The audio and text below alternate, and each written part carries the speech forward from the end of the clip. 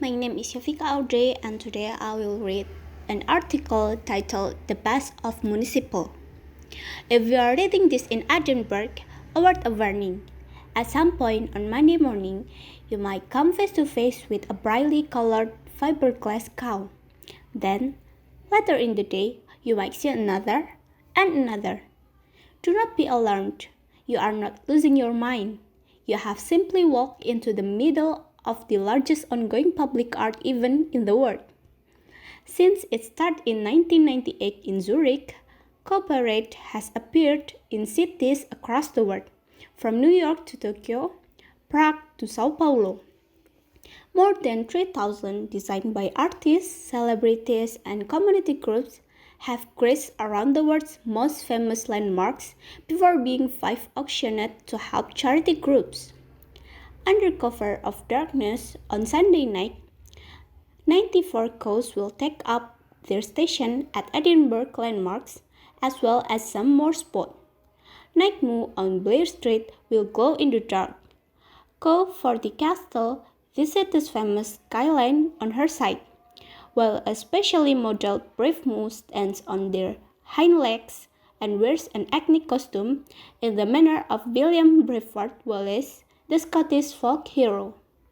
Never before has Edinburgh seen such a sight, says gallery director Richard DeMarco.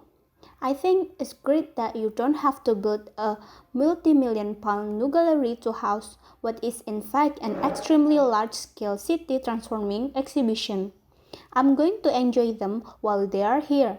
I recognize a life-enhancing exhibition when I see one. Benefits for business and charities. For the idea of the cow as art object, we must thank Zurich window dresser Walter Knapp. We came up with the concept of a fiberglass hearth to boost business in the city. His artist, Jean Pascal, was tasked with designing a unique three-dimensional canvas for artists which was well cow-shaped. His three cow designing, standing, reclining, and grazing are now mass-produced by a Polish factory to meet cow parade demands around the world. The Zurich cows achieved net go. They brought visitors to the city in droves, and the visitor increased the income of local business.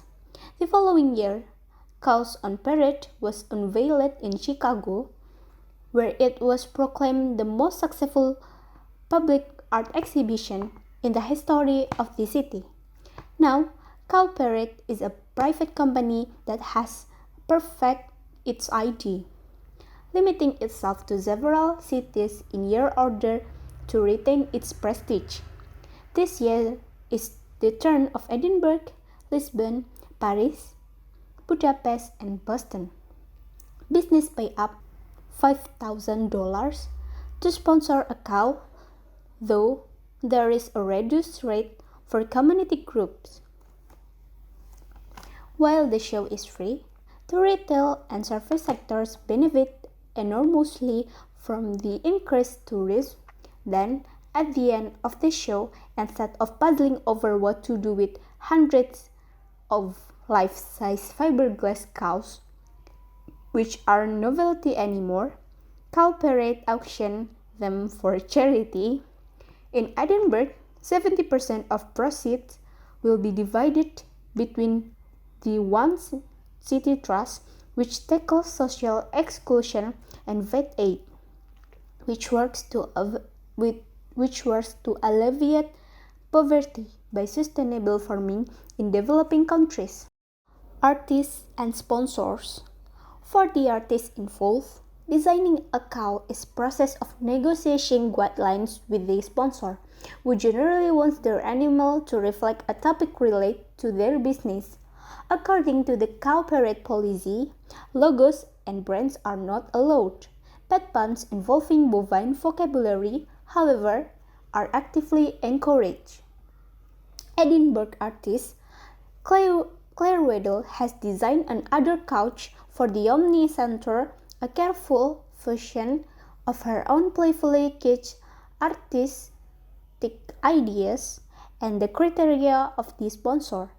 The cow, one of very few reclining cows in Edinburgh, reflects the center's desire to promote itself as home from home with a built-in couch and standard lamp.